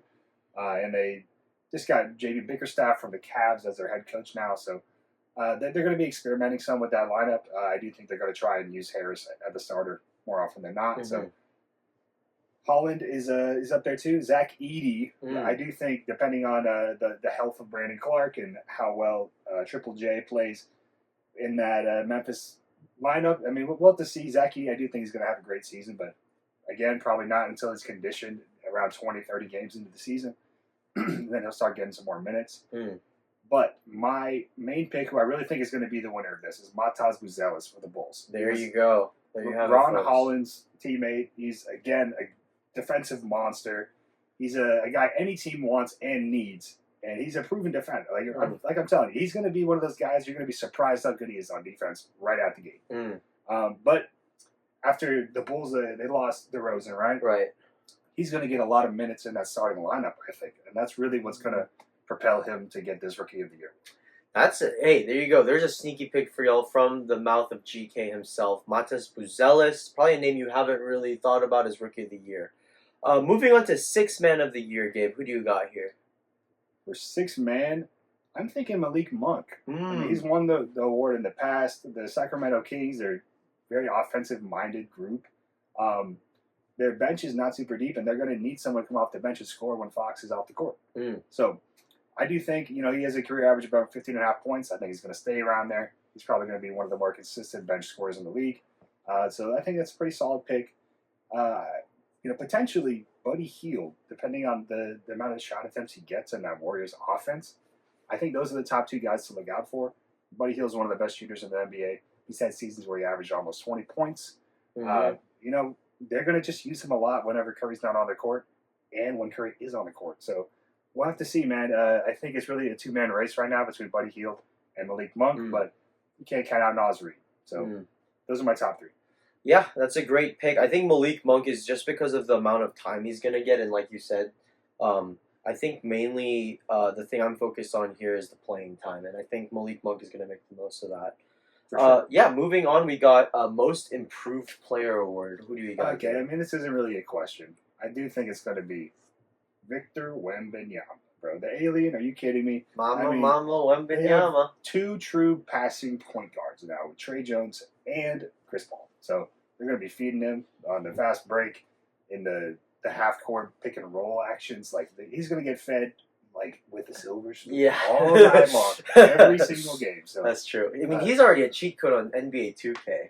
I mean, there's nothing dude like is insane. That's why they call him the alien, man. The Slender Man is coming. Absolutely. He's coming for this award. Absolutely. Is there anyone else you'd like to mention for this award? I mean, I mentioned Derek Lively a little bit earlier in this podcast, but I don't know. I don't think he's going to improve enough to be a most improved player type of guy, but he's going to have a big jump, so look out for Derek Lively improving also. All right. Well, I think this award is also going to the same player here, DPOY. Again, it's going to be Wembanyama. It's going to be Wembanyama. It should have been Wembanyama. It basically says season. Victor Wembanyama Award at this point. It should be the Wembanyama Award right now. Yeah, I mean, it's going to be between him, Bam, Yeah. and The Slender probably Man is Gobert going to get a lot again, of blocks. but it's going to be, 4 blocks a game, 2 steals a game type of Yeah. performance this season from Wembanyama. So he's going to get that award too. Yeah. All right, so we got Victor for 2 of them, and why don't we go to the last one here, which is the MVP, Most Valuable Player Award. Gabe, who do you got? MVP, I'm actually leaning towards Giannis. on Giannis. this award. So he was injured towards the end of that season. They were a stacked roster. I mean, they really had everything they needed until the injuries happened. I think he's going to come out pissed, and he's going to show everybody that he's the best non-American player in the NBA. Oh. You said earlier you think it's Jokic. I don't know, man. I think Giannis has still got a lot to improve on, and he's going to prove everybody that he's that guy. Okay, well, I mean, you mentioned a lot of guys there, maybe, but actually, you only mentioned Giannis. Sorry, but Well, I mean, I also have John Morant. Depending on how their record turns out in the regular season, if they're a top 3 seed, he's going to get a lot of votes for that. you said Luka Doncic is going to probably average a triple-double Luka as well. averaging a triple-double or around there, he's going to get a lot of votes as well. But I do think Giannis, if he can get his team to number 1, number 2 in the East, behind the juggernaut Celtics, he's going to get the award, I think. Yeah, I mean, I think Nikola Jokic also just a voter fatigue at this point. Right. It's just going to be too much. He's already not gotten gonna 3 of really them, win it. man. Yeah. How many more you want to give? Yeah, and he doesn't even want them. He doesn't even want him. He doesn't Yeah. even care. I don't know. We'll have to see. I think a comeback season for the Bucks or a comeback season for the Grizzlies will really define the story of this MVP award for this year. All right, well, there you have it, guys. Just a little recap. We got Rookie of the Year. Gabe has Matas Buzelis. We got Malik Monk as the 6th man. DPOY and MIP both go to Victor. And the MVP award is probably, in Gabe's opinion, going to Giannis. The Greek Freak. All right, well, moving on swiftly to our next segment here is going to be the Shoot For It podcast Echo Chamber, where we react to different sports news, sports clips, and we have a little bit of content reaction for you guys today. Gabe, we're going to start with your segment of the Echo Chamber. What do you got for us today?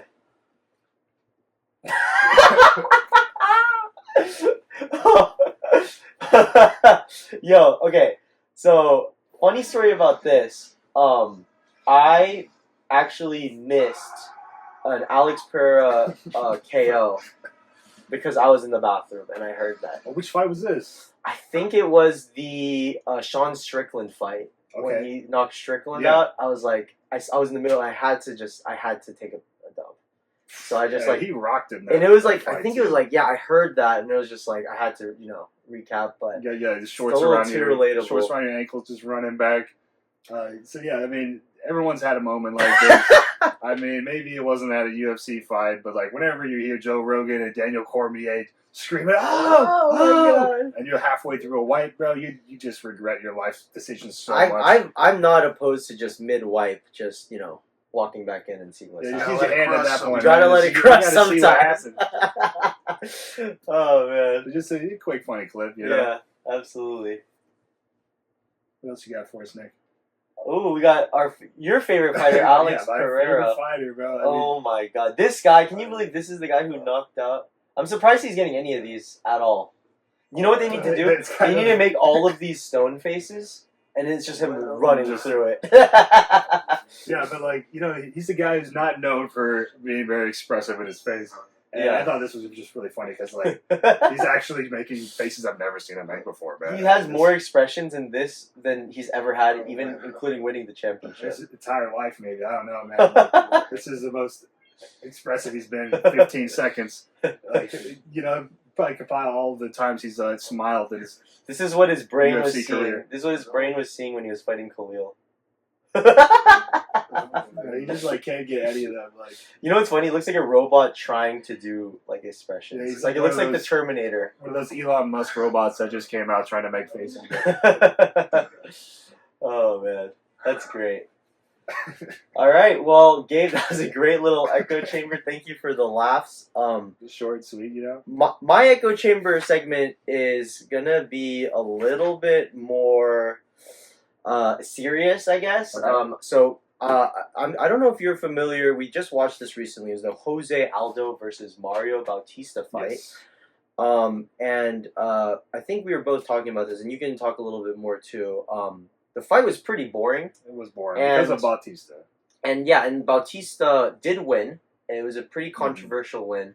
And I pulled up a couple of videos here I'd like you to react to. Sure. It's reactions of two famous MMA YouTubers, MMA YouTuber analysts, Okay. and then two quick clips of famous MMA personalities. We got Tim Welsh, Sugar Sean O'Malley's coach, and we got Daniel Cormier. So why don't we pull up the MMA experts first? We can start with Tim Welsh. Would you like to roll the clip for me, Nick? So this is his reaction on the Bautista fight. What are these glasses, by the way?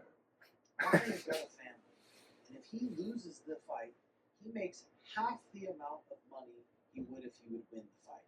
He's not going to make a crazy amount of money, a big win bonus, if he goes and sits and slugs it out and potentially gets KO'd by one of the nastiest strikers ever. He went in there with good game plan. He came in shape. He did what he had to do to win the fight, and if you were in that position, you'd probably do the same. And he gets it done. An absolute legend. Seeing Mario grow up has been crazy, and if any of you guys met him, you'd think he's an absolute great guy. He's an absolute workhorse, and he beat Jose Aldo. People are pissed about All right, it. so that's the Tim Welsh take. If we can go to Daniel Cormier really quick.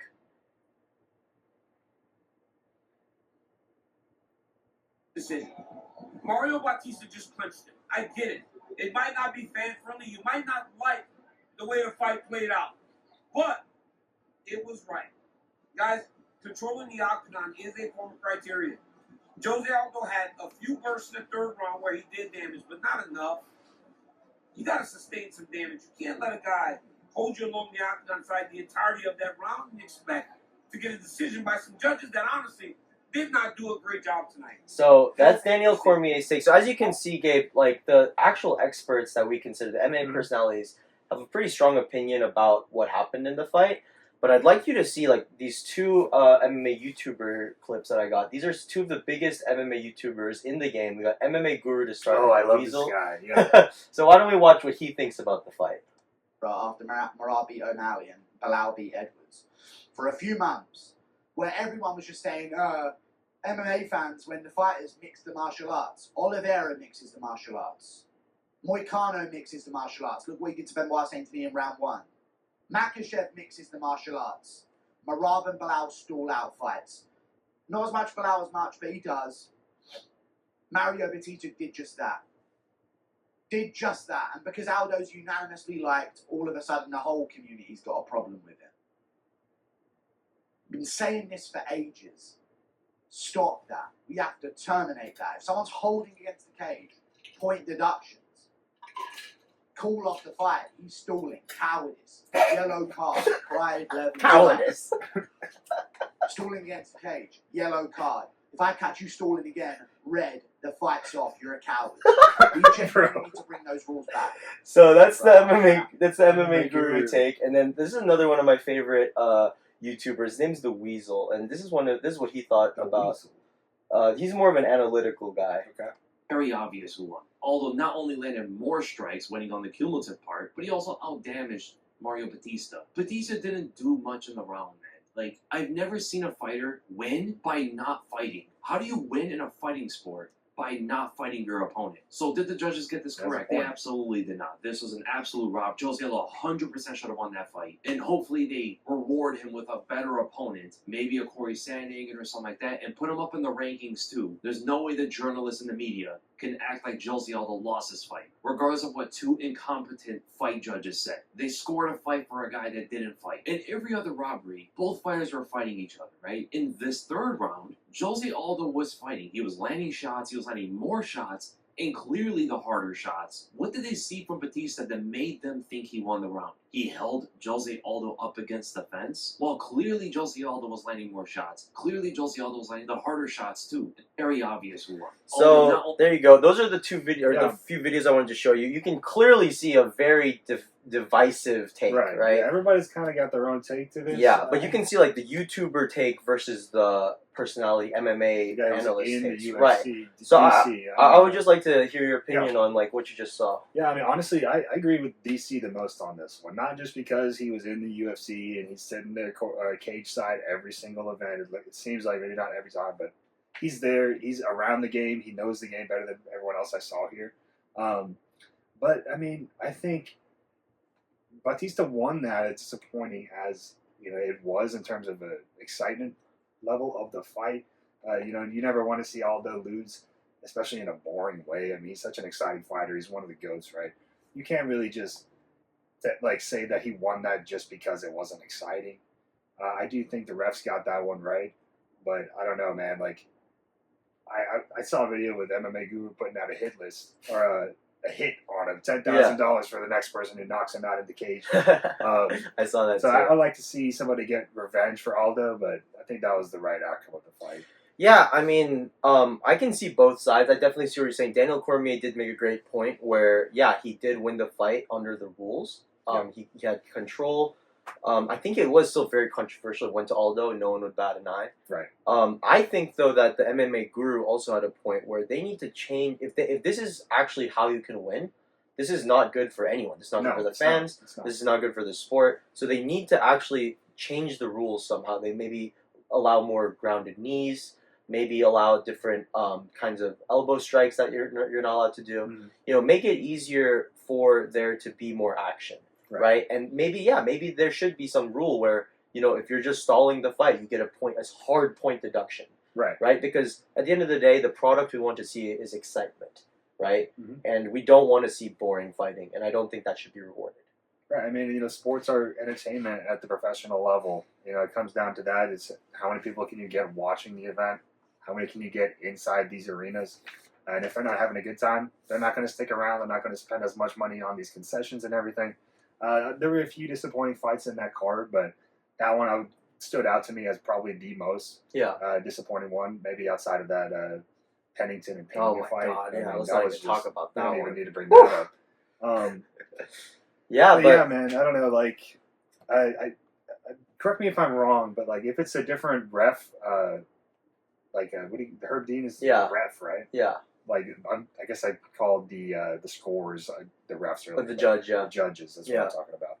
Anyways, if you have a different ref in the cage, they have the power to stop them from being stagnant, right, in a wrestling position, can't they? Right. So if it was a different ref, would might that have have happened changed it more frequently? Yeah, but I'm saying like there needs to be a direct overall. It shouldn't be up to the ref. Right. Like each ref should have like an understanding, maybe with a rule change. Like, hey, if this is happening, we want you to give them a warning, right? Because at the end of the day, no matter who was right or wrong, that was a boring crap fight. It was, and the wrong person really won for the wrong decisions, right? As in, like, yeah, he might have won the fight, but did he win the war? Right? Now everyone fucking hates it. That didn't feel like a war at all. It felt like a little, tic-tac-toe match or something. Absolutely. Man. I don't know what that was. All right, well, that's it for Echo Chamber. We really enjoyed that. We're going to go into our last segment here, which is going to be Knick-Knacks. We'll be right back with you shortly. And welcome back to the Shoot For It podcast at the Home Court Studio. We are going into our final segment of the day.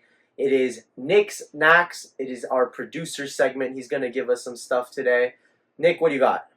Hey, y'all. So, I know we've talked about, UFC nonsense and a bunch of NBA stuff that, I'm not too into. And I just want to take it away a little bit, maybe get a little more serious. We had a couple presidential debates not too long ago, and the debate around the corner, we're all wondering some things, and I just want to propose a question to y'all. It might piss off some of you viewers. Oh no! It might offend y'all, and I really don't care. Here we go.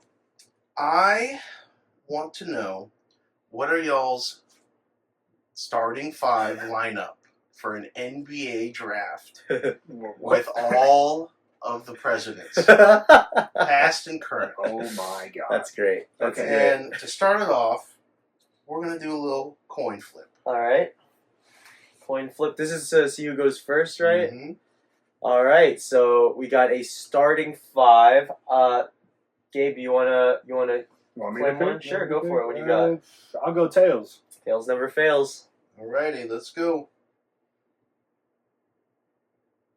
Oh, let's go. We all first. go. So, are we starting with like point guard and going down, or just whoever you want? All right, I have to start with my motherfucking center, Abraham Lincoln, at 6'4", 180 pounds, This dude is a monster on not just the wrestling mat, but also on the debate floor. Poor guy got shot. Entire presidency was a war. This dude can grab boards. Everyone knows it. I know it. Abraham Lincoln is my center. Number 1 pick. My God. I got him.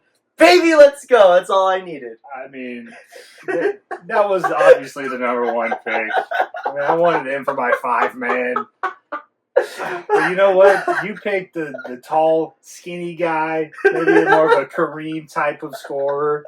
But I'm going to go a little bit in a different direction. I'm going to stick with the 5-man. Why not? I'm going to go Lyndon B. Johnson. Damn it! At the 5. God damn it! He's also 6'4", but he's a girthy fella. He's going to be knocking Abe around, bro. Shit. That's going to be light work. That's I'm a not good one. scared of honest Abe, man. That's a Come good on. one. That's a good one. Come on. That's a good one. All right. Well, damn, you picked my power forward.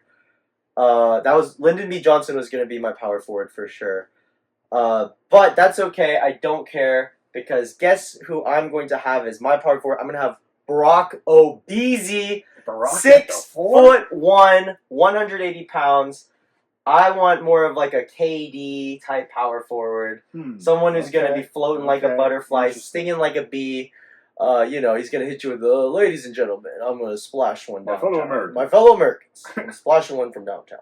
And he's going to do it right over your power forward's face. Interesting choice. Brock Obese. I need Brock. He's the only half-white president on the list. So I was thinking Obama as a guard, but as a 4, that didn't even come to mind. I had him as a guard, but I was scared about you taking him. You know what? Yeah, I mean, I was definitely going to put him at like my 2 guards. Yeah, but that's you know why I had him as my shooting guard as well. Let's just keep I'll it going. take him as a PF. Let's keep it going the same way. I'm going to go power forward also. I'm going to go Bill Clinton. Whoa, Bill Clinton! Bill All Clinton. right. Because you know he's going to get dirty down low. Oh, gosh. I think he's like 6'3". I mean, he got a little junkyard dog, bro. He's going to be talking trash. He's going to be a pest on defense. Oh, my God. Bill Clinton at the 4. That's going to be a problem. All right, Bill Clinton at the 4. Well, why don't we just keep going down? Small forward. Let's do it. Small forward, y'all. This one is one of my most exciting picks. I did a lot of thought about this right now.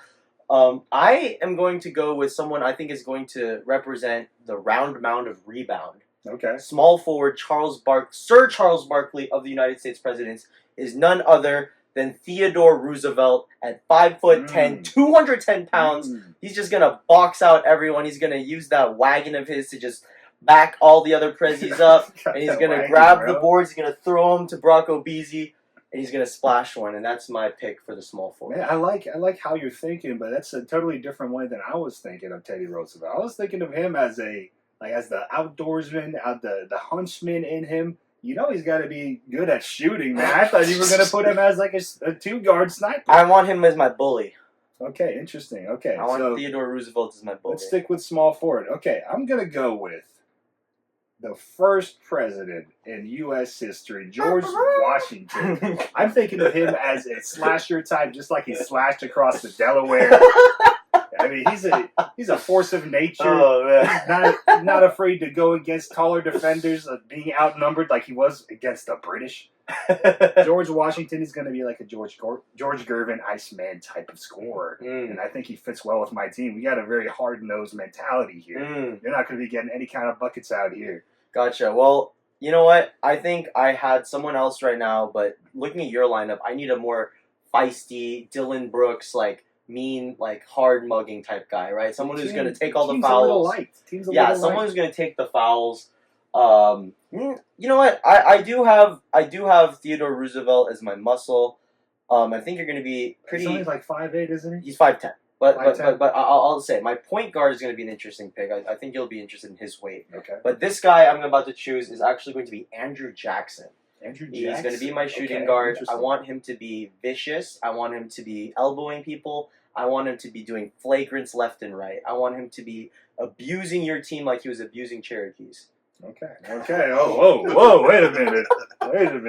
Don't get us canceled on the first episode, bro. Okay, interesting pick. Okay, so the guys I wanted for my 2-guard spot are all gone. But The 2 was hard. I'm going to call an audible here. I'm going to go for Ulysses S. Grant as my 2 guard. Damn it! He's going to be an encore general. He could This be was my 6th could man. be a 1 or a 2, but I'm going for Ulysses S. Grant. He's a general in the Union Army. He ended up winning the Civil War. And, the experience in the military, I kind of associate that with shooting, man. I think if he has a gun, he's a shooter. Yeah, he's a gun, he's a shooter. I'm sticking with that mentality, bro. I like Ulysses, man. He was supposed to be my 6th man. The only thing about him, he's 5'8", 156. 5'8", but, he's a 2 guard. So, yeah, that's like true. 6'3", George I Washington. think Jackson's going to make his face 6'3", Bill bloody. Clinton, 6'4", True. LBJ. We're not short on size. That's true. That's true. Well, why don't we move on to the point guard here? this is the interesting pick, I think. I need a floor general as well, someone who's going to see the big picture. And no one sees a picture bigger than I like Ike. Dwight D. Eisenhower. Ooh, interesting pick. I think that this is a great pick. 5'10" as well, just like Theodore Roosevelt, but he's 170 pounds. I think he's going to be great at floor mapping, great passer. I think he's going to be a great floor general. I mean, I think that's a good choice there. He's a little on the older side, isn't he? I mean, I was thinking that, they'd all be in their primes. Yeah, they're all in their prime, right? Because Abraham Lincoln's We'll raise dead. them from Well, the I'm not talking. Yeah, I'm talking about when they were first in office. Oh, That's the age we're okay. going with. Oh, okay. Really? Anyways. Then all these guys are getting injured. Yeah, they're all dead already, bro. I mean, shit. Who do you got your PG, Okay, though? at point guard, I'm going with the one and only JFK. Oh. I mean, I don't know. His I exact, do declare I will get a triple-double. I do declare. I mean, he's a very vocal leader. He's going to get this hard-nosed junkyard dog lineup in line with Grant. There's going to be the 2 leaders of the team. And, I mean, hey, he was, I think, the youngest president of all time. Could be wrong on that. He's one of the youngest. Yeah, one of the youngest when he first got in office. I don't know, but I like my lineup right now, man. I do like really your my lineup. I like my lineup, too. You got to be careful with JFK though. He's not a shot blocker. Oh! Woo! Oh my God! Dodge. That was And I guess crazy. could he outshoot other guards? I don't Yeah. know, man. We'll have to see. He definitely shot a lot up. Got shot up. All right. All right. 6 man, last one. I got someone who no one's gonna pick, but I think is a great pick, is Calvin Coolidge, Not too president familiar. that nobody really knows about. This dude was a total nerd, total stat guy. I think he, out of all of these guys, would be the best shooter. He'd be like, according to my calculations, the angle of the shot is over here, and then he's also, he's gonna be a good plug and play type 6 man in my opinion. Okay. I like that. I mean, I was thinking, if Obama was still available, if he's the only black president, man, Half white. there's no way he's going to make it to the 6 man spot still available. So I'm going to make another audible here. We're going to change directions. I'm going to go for a Steven Adams type screen setter and backup big man. We're going to go with the one and only William Howard Taft? My You're boy. going with Taft? I mean, these are old guys. That's a big boy. We're not playing full court That's a here. big we're boy. We're playing a half-court game here, and we're going to go Taft as the real round mound. He's like that one giant Kenneth Lofton or something like that. Kenneth Lofton. Yeah, he's like Kenny Lofton he's like Jr., a bro. giant. Well, guys, there you go. That's gonna be Nick's Knacks. Tell us in the comments. Let us know who you think would win the presidential blacktop. Would it be JK or GK? Let us know who you'd pick for your top 5 in the presidential sweepstakes. We'd love to know. That concludes our podcast, y'all. Episode 1. Absolutely. We're definitely going to have more stuff for y'all. We got fight reactions and predictions coming up. We got the NBA preseason and All-Star predictions coming up. And we're going to get some more different styles of sports content for you every week, as well as more Nick Snacks like you just saw, and future interviews as well that we are going to set up. So all of that is coming up and more. Thank you so much again, y'all, and we'll see you very soon.